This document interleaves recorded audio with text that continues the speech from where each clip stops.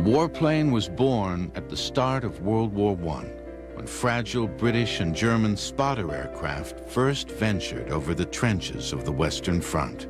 They were made of wood, wire, and canvas. By the end of the war in 1918, air battles involving bombers and fighters had become an established part of modern warfare. By the 1930s, very little had changed. The aircraft were still biplanes. They were still made of wood and covered with fabric, and they were slow.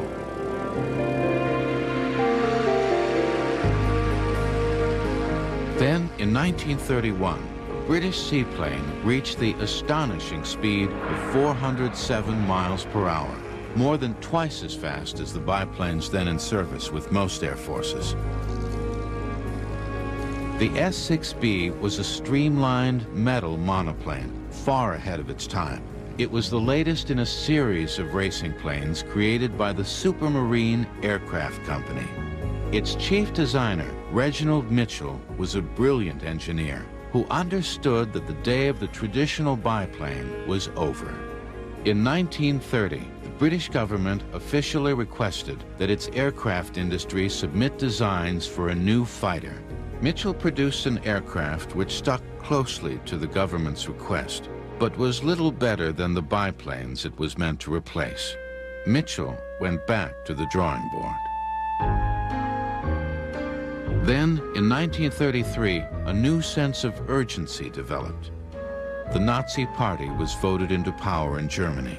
Its leader, Adolf Hitler, began rearming his country with modern, all-metal bombers and fighters.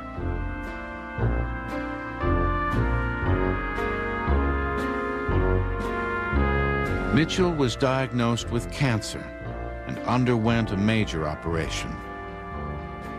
While convalescing in Europe, he talked with German pilots who were enthusiastic about the new aircraft designs and itching for combat.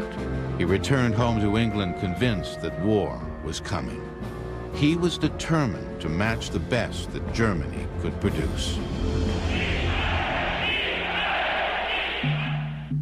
Meanwhile, Britain's Rolls-Royce company was privately developing a new aircraft engine. It was powerful and more sophisticated than anything before it. It was christened the Merlin. Mitchell realized that this engine could give him the extra power he needed to create a high-speed fighter. In 1933, he began rough sketches for a new design based on his own ideas, not official specifications. It had a streamlined fuselage, enclosed cockpit, and thin-section wings, which contained folding wheels and 8 machine guns. Mitchell's health was failing rapidly, and he was in constant pain. But by January 1935, work started on the prototype.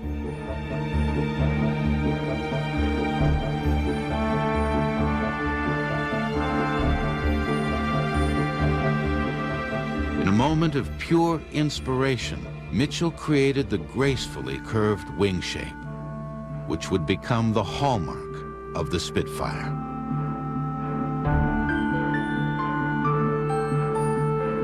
Where biplanes had used a web of wires to brace their wooden frame, Mitchell's machine used a stressed metal skin, riveted to metal forms. The wings were built around a laminated spar, and its many layers combined great strength with flexibility. It was a complex and brilliant design, but it would be a nightmare to mass produce. I think sometimes men with bright minds have flares of genius. And I think this was a flare. I think he must have been mulling over in his mind how you can get away from the old biplane and still retain the stress factors for diving, the thrust of guns, the thrust of power and everything else. Where are you going to put this? Are you going to put it in the wings? Are you going to put it in the fuselage? How are you going to do this? It was a very advanced form of construction in those days, but you see, R.J. Mitchell was an exceptional man. I can't think of anyone else that approached him. By the spring of 1936, the prototype airframe and the new Rolls-Royce Merlin engine were ready. the two were combined. And on March 6th, the very first Spitfire, number K5054, took off. It was a strikingly beautiful and revolutionary machine, which looked more like a racer than a fighter. After its initial flights, the prototype was flown by Supermarine test pilot Jeffrey Quill. The cockpit was narrow, but not cramped. The instrument panel was tidy, symmetric, and logically laid out. At once, I felt good in that cockpit.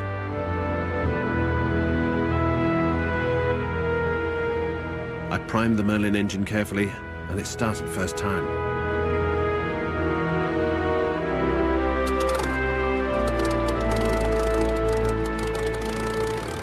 I did my cockpit checks. With a last look round for other aircraft, I turned into wind and opened the throttle.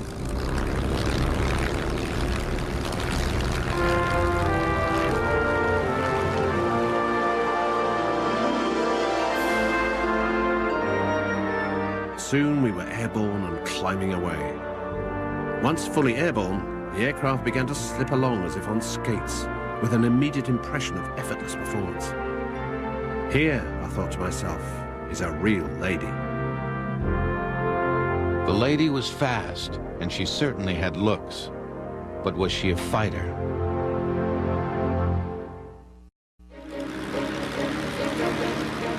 The revolutionary Spitfire was not the only contestant in the race to build a new RAF fighter. The Hawker Hurricane was a much less advanced design than the Spitfire, with a thick section wing and a wire-braced fuselage with a fabric covering. But it was easier to build. It was also several months ahead in development. With a top speed of about 330 miles per hour, it was almost as fast as the Spitfire. Spitfire designer Reginald Mitchell knew that he could and must do better, but his health was failing, and his fighter had not yet been accepted by the Royal Air Force. He drove himself even harder. To have a machine that in your heart you knew was a winner, and you knew that if war came, the whole nation would depend upon that machine. I mean, it's one of those things that rarely happens to anyone. And for someone to be aware of that, and he must have been aware of it for quite a period before his death, the mind boggles to think what a person is going through. Meanwhile, in Germany, the Luftwaffe, commanded by Hermann Göring, was growing bigger and stronger every day. By 1936, the German threat was obvious, even to Britain's Air Ministry. On June 3rd, an order was placed for 600 Hurricanes, but only 310 Spitfires. Many still saw Mitchell's creation as a lightweight racing machine, fast, elegant, but not a fighter. As exhaustive testing continued, Mitchell finally lost his long fight against cancer. His death on June 11, 1937, devastated the Spitfire team. But the genius of his design still inspired them. Mitchell's deputy, Joe Smith, was able to keep the Spitfire dream alive, even though the work was a full year behind schedule. Britain's Air Ministry became increasingly frustrated and irritated by the delays, and there was talk of abandoning the Spitfire program altogether. Alex Henshaw was chief test pilot at Supermarine's new factory at Castle Bromwich. It was so advanced and so expensive that certainly in 1939, both Jeffrey Quill and myself said, oh no, it's a marvellous aircraft, but of course it'll never go into production. It's too difficult, too expensive. We had a contract for 300, and he said, Alex, you know, he said, I reckon this will be the end of the Spitfire. As the German threat increased, Britain's fighter production was increased, but time was running out. And of course, the dreadful thing to people like myself was the knowledge that I had and a lot of other people had that had travelled Germany, that they're a very, very efficient fighting machine, and that we were twiddling our thumbs, wasting time, and by God did we waste those months. In 1938, Britain and France had come very close to war with Germany over German demands on Czechoslovakia. But in the case of Britain, defence was really in an appalling state. Although aircraft production was being stepped up, it was still a trickle. Without this invaluable year, the RAF would probably have gone to war with biplanes. On August 4th, 1938, the first operational Spitfire was finally delivered to an RAF station. 19 Squadron north of London became the first fighter unit to exchange its biplanes for the new Spitfires. But the arms race was now on. Germany's Luftwaffe was already re-equipping with its answer to the Spitfire, the Messerschmitt Me-109. In 1939, Alex Henshaw was invited to Germany to see the new fighters. The Germans were very conscious of their military power, and I think also very conscious that we're not a very competent lot anyway. In fact, when Major Sideman showed me the 109s, I said, well, we have the Spitfire. Oh, yes, he said, very pretty little toy, but the 109 is a fighting machine.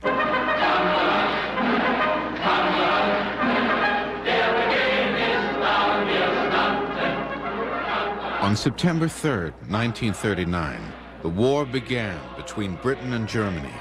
Now, the RAF would have to face the Luftwaffe. Young British pilots were rushed through their basic training. Most ended up flying Hurricanes, but the fortunate few were assigned to Spitfire squadrons.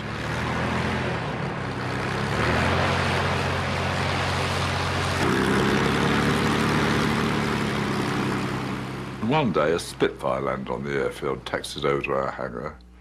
We all rushed over to this thing, walked around it, stroked it, sat in it. I know I fell a bit in love with this airplane. It was beautiful.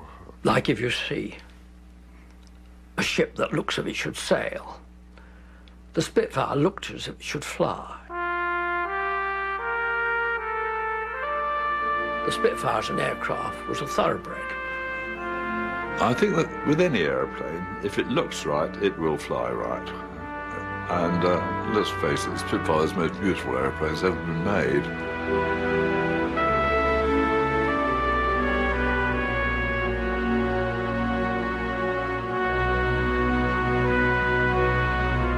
The first time we flew it, we got into it, and it started up. Oh, it was fantastic.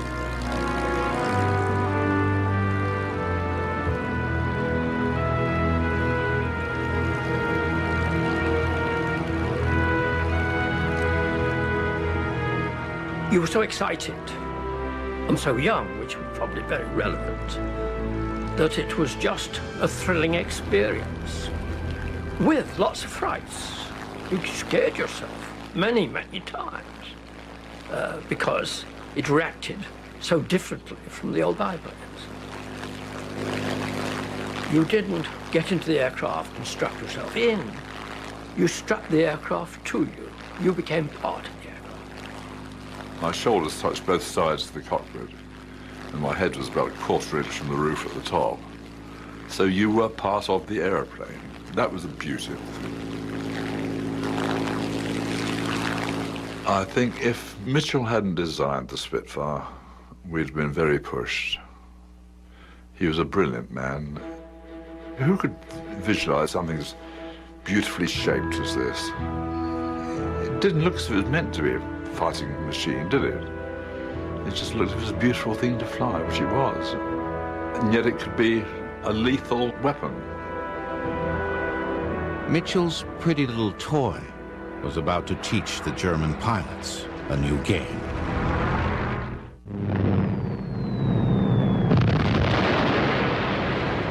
In May 1940, the Germans invaded France.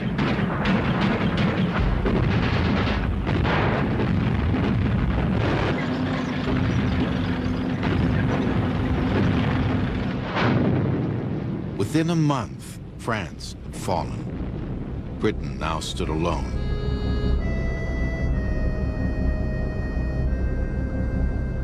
Churchill told his country, the Battle of Britain is about to begin. By July 1940, Britain's position seemed really bleak.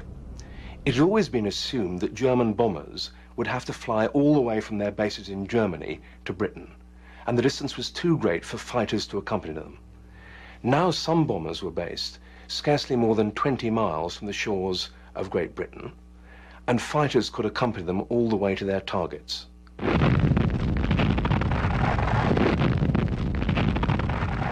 The battle began with dive-bombing attacks on shipping in the English Channel as Germany prepared for an invasion of England. All that stood between Britain's survival and defeat was a narrow strip of sea and young fighter command pilots like 19-year-old Dave Glaser.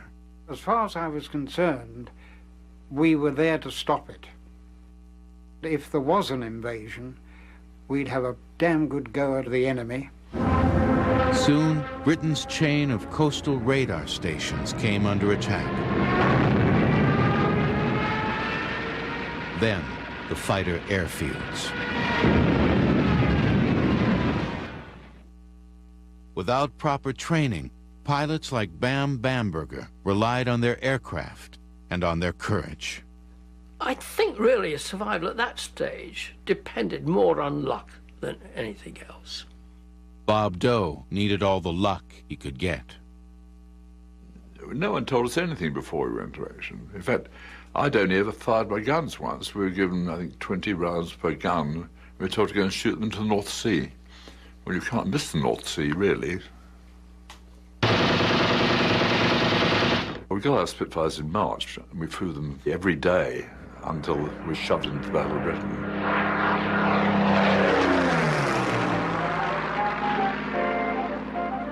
That summer produced the best summer I think we'd had for ages. During that short period, I only remember one day when we couldn't fly. Good flying weather meant daily visits by the Luftwaffe. Losses began to cause serious concern. By mid-July, it appeared that if such losses continued, the RAF would be eliminated in 6 weeks. As the pilots waited to take off, they knew how slim their chances of survival were. Waiting for the scramble was much worse, in my opinion, than flying in combat. I was very tense, probably apprehensive of what I was going to come up against. It was all an unknown quantity. Okay, you tried to read.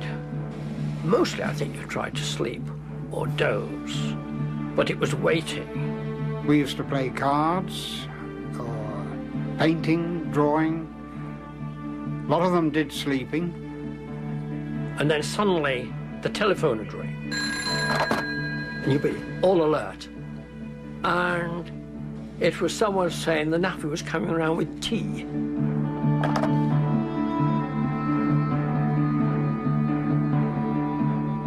The RAF was outnumbered roughly 2 to 1. To even the score, it had to use its limited resources effectively.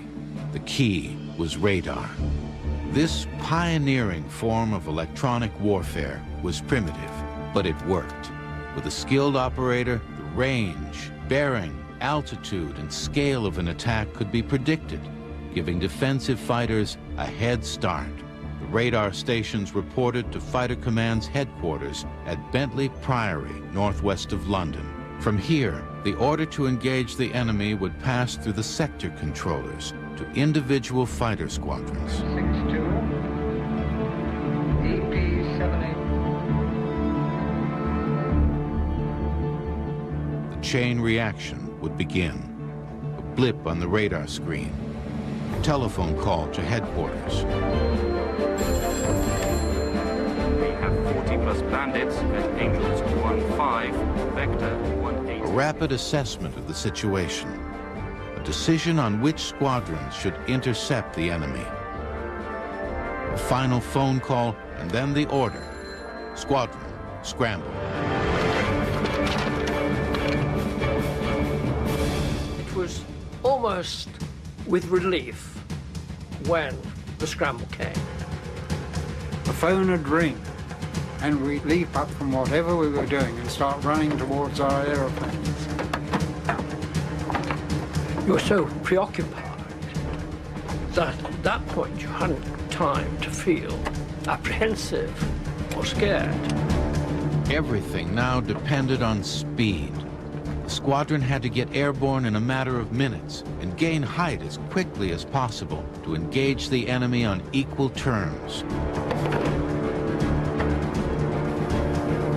Every pilot's greatest fear was getting caught on the ground, a helpless victim of a surprise attack.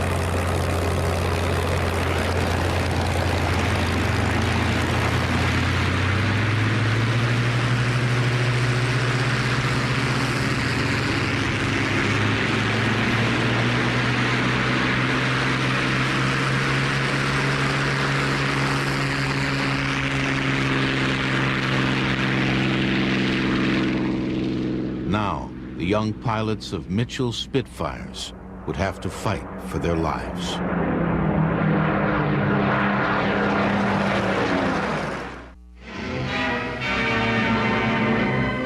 Fighter pilot. The words convey something of the spirit that lies in our squadrons. Something young and vigorous, decisive, wanting action at once and finding its expression in the struggle going on daily over our southeastern shores.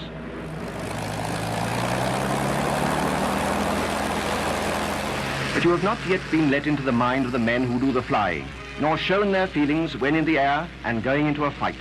I was very frightened. I suppose it was natural to be frightened. And we did everything wrong that we could possibly do wrong. And we flew off in close formation, which is the most stupid thing you can do. It means the only person not formating is the leader, so there's only one person looking around. The leader looks round to see if the rest of his section are with him. One is lagging a bit and is told briskly on the radio telephone to close up. I was probably not concentrating so much on flying a good formation. I was looking for those enemy fighters. And then they climb up to patrol height. We got up the same height that we were told the enemy were, which again is fairly stupid. You want to be above them. We proceed to troll up and down sun, which is idiotic, because half the time you can't see a blind thing behind you. The majority of pilots who were shot down during the Battle of Britain were shot down from behind and taken by surprise. So that's why you developed a rubberneck. You could turn your head through 360 degrees. Suddenly the leader sights something. Carry ho! There they are, Jerry's. First time I saw 100+ German aircraft, I knew we were going to attack it. I thought, well, this must really be it. We just found ourselves in the middle of hundreds of aircraft. And that's when the battle started. You had to keep a jolly good watch out for the right position to bring the boys round and then in.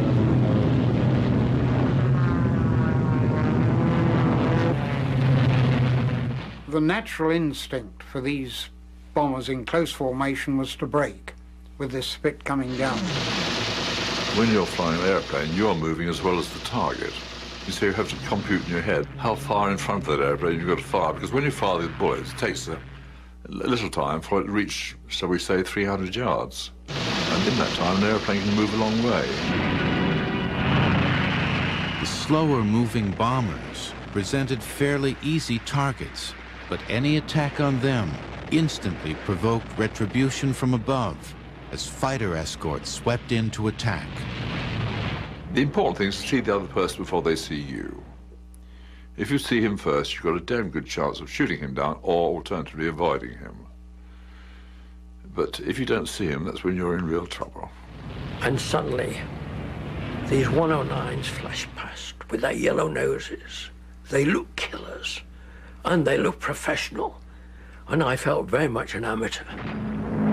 I saw a tracer going past my aircraft, and someone in the squadron shouted, "Break," which I did.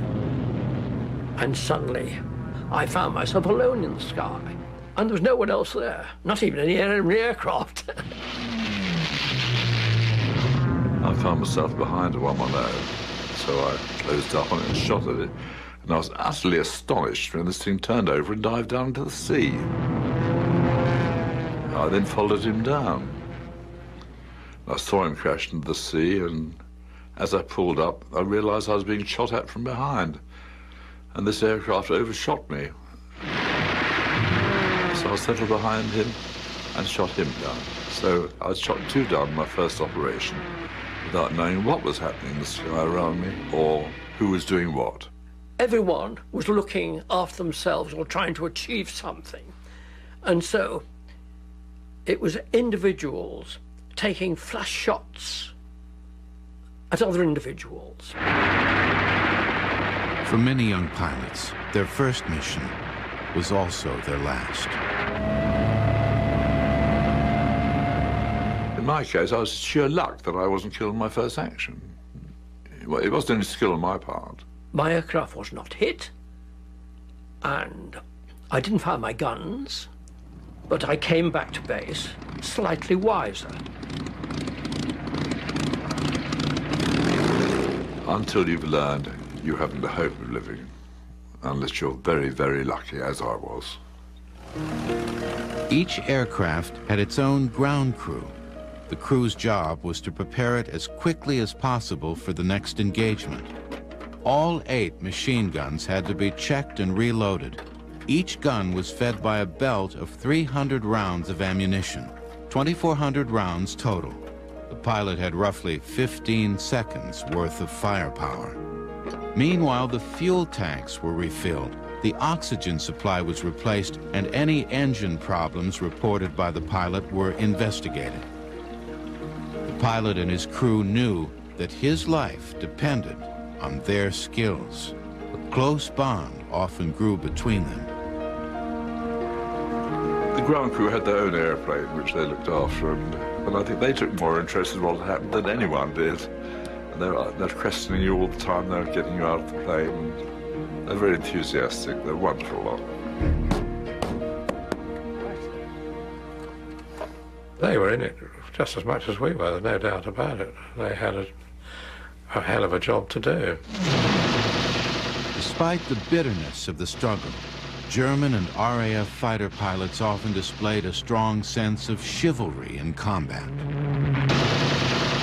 I couldn't bring myself to shoot at him anymore, and so I flew up alongside him about 20 yards away. I could see this tall, blonde, big bloke just sitting there looking at me. So I just put my hand up and turned away and left him, because I knew he'd have to go down to the sea. And in fact, it turned out I should have shot him down, because he was picked up by his own side and taken back, and he came out and shot more of our people down. So I should have shot him down, but I just couldn't bring myself to do it. The 109 started to smoke very early on, and I stopped firing, partly to save ammunition. And partly, I suppose, in a sort of not really wanting to kill somebody. So I flew up alongside, slid my cockpit canopy back, and could see him struggling with this 109 to try and rescue the airplane and himself. Unfortunately, about 500 feet, he lost control. I went straight in and burst into flames.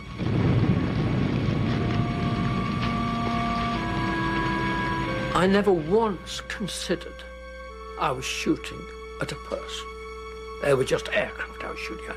It never entered my head of a pilot being in it. Soon, wrecked aircraft littered the English countryside. This was an entirely new kind of warfare, fought in full view of the civilian population, but far above their heads. in the gardens and the harvest fields of southern England. The people gazed up at the drama unfolding above them. Already in the First World War, fighter pilots had become popular heroes.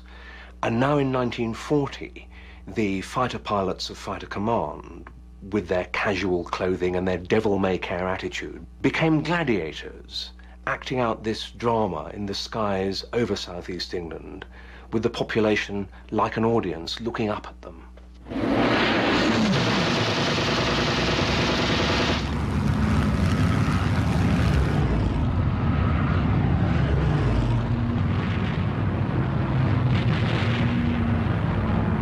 The mission of the Luftwaffe pilots was to destroy the RAF and its bases at all cost.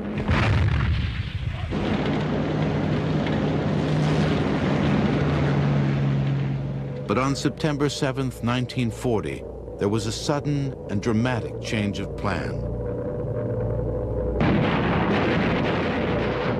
Hitler ordered a massive bombing campaign against London.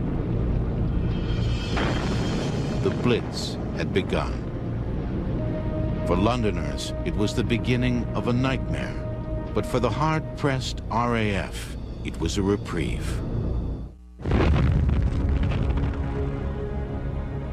As the Luftwaffe switched to bombing London, the Battle of Britain entered a new and far more bitter phase. This was no longer a gladiatorial contest.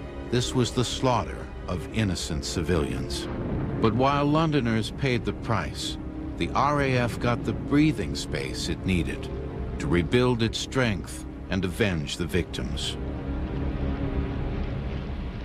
There's absolutely no doubt that the German change of emphasis from bombing radar stations and attacking the RAF to bombing London was a major mistake. Events later in the war were going to show that neither the German bombing of England nor the Allied bombing of Germany, which was much, much heavier, would actually break civilian morale. So by taking the pressure off the RAF, the Germans actually made the decisive mistake in the Battle of Britain. As British productivity improved, replacement Spitfires began coming off the production lines faster than the Germans could shoot them down. They left the factory as anonymous and identical machines. But once in the hands of a pilot, each one began to acquire an identity and a personality. You became acquainted with your own aircraft, and your own aircraft had a particular smell, a particular feel. From the time I've got my first airplane in the squadron, I always tried to fly D for dough. And whilst you can't fly it on every occasion, because it does have to be repaired or serviced on occasions, any other time, any other airplane never felt quite right. Whereas D for dough did, it was mine. My favourite aircraft had G on it. And if G wasn't serviceable for some reason, I was very bad-tempered. The one when I bailed out and this thing went into the sea, I was flying another chap's aeroplane because mine was in for maintenance. And he was furious. Both the Spitfire and the Hurricane took a surprising amount of punishment, quite happily. I mean, on one occasion I had bullets straight through my main spar on a Spitfire. But it flew back quite happily, no problem. And I think almost every time I went into action, I got hit. I never knew where from. On one occasion I had 12 bullets in the thing. I was very lucky that none of them hit me, of course. It made you think, this is a dangerous business I'm in.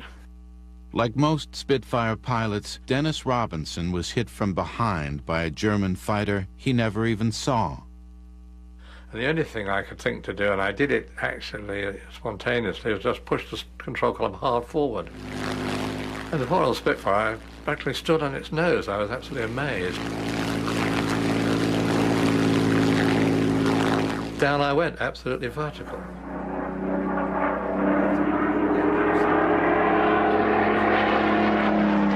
I managed to pull out in time in a steep climbing turn, hoping to see my adversary in full power.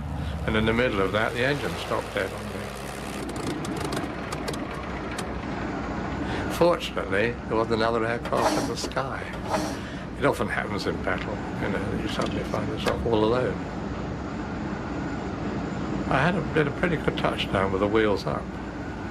And I was feeling pretty pleased with myself, and all of a sudden, the cockpit was filled with dust and dirt. And then I could feel the Spitfire lifting up again, and I thought I was crashing over on my back. I don't really know what happened, except the left wing was torn right off.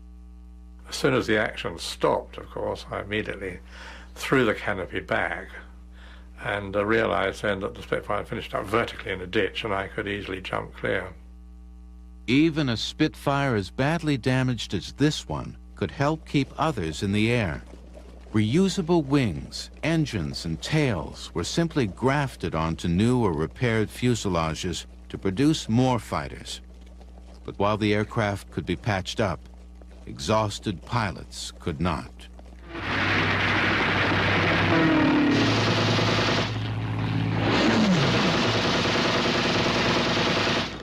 The overriding memory that I have of the Battle of Britain period is of terrible tiredness. We were on duty from half an hour before first light until half an hour after dusk. I know that if I sat down and went to sleep during that period, I don't know whether it's lack of sleep or nerves. I think it's probably a combination of the two. Your nerves are working like mad.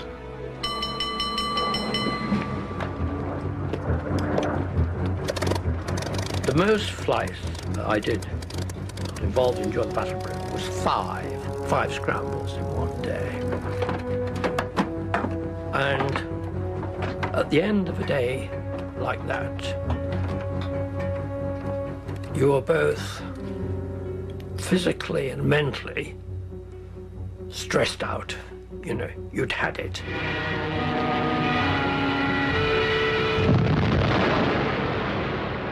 I think it was difficult to deal with because you had to deal with your own anxiety about what was going to happen, which way it would happen to you. I think we settled for the fact that there wasn't much chance of surviving it, really. Among the pilots, there was grim determination to finish the job, but no one knew how much longer they could hold out. As the Battle of Britain reached its climax, the raids on London became more intense.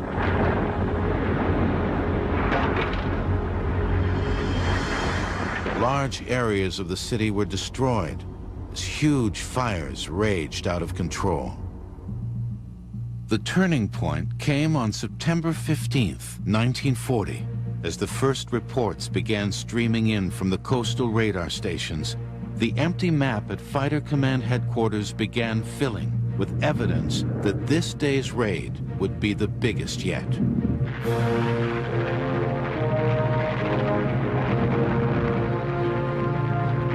"500 German raiders headed for London. They were intercepted by more than 300 Spitfires and Hurricanes.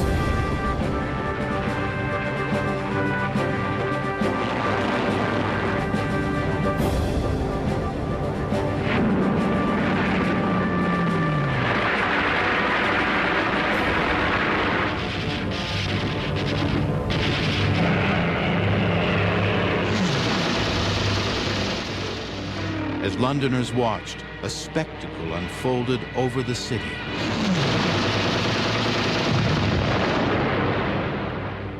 The sky was full of dogfighting as the German formations broke up and scattered. At the end of the day, the RAF proudly claimed 185 kills. Later, revised down to 60. But it was enough. 2 days later, Hitler abandoned his invasion plans. The Battle of Britain was over. We did very well over the Battle of Britain, there's no doubting that at all. But God was on our side because, as was said at the Battle of Waterloo, it was a very, very close-run thing. The Germans hadn't won air superiority, and without it they had no chance of invading across the Channel. And they hadn't hurt Britain so badly that the British government or the British population wanted to sue for peace. Britain was still there, still in the war, an unsinkable aircraft carrier for Allied bombing attacks on Germany, and that springboard from which the Allies would eventually mount the invasion of Europe. It was all down to the Battle of Britain, and there was a great tribute to the fighter which had helped make it all possible. The German air ace Adolf Galland was asked by Goering what he really wanted to win the battle. He replied, Spitfires.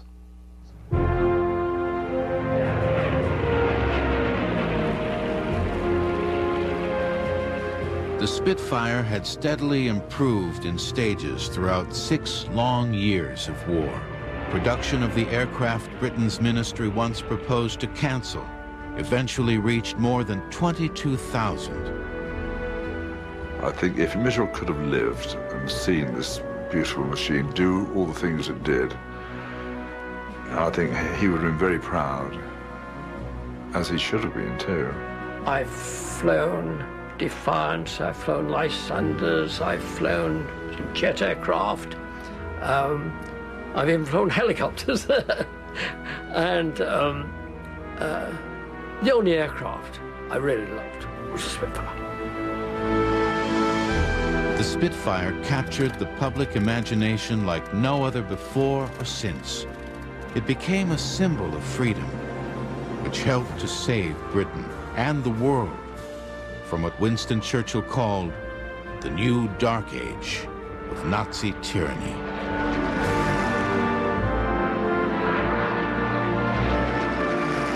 This was Churchill's final verdict on the young RAF airmen who fought the Battle of Britain. Never in the field of human conflict has so much been owed by so many to so few.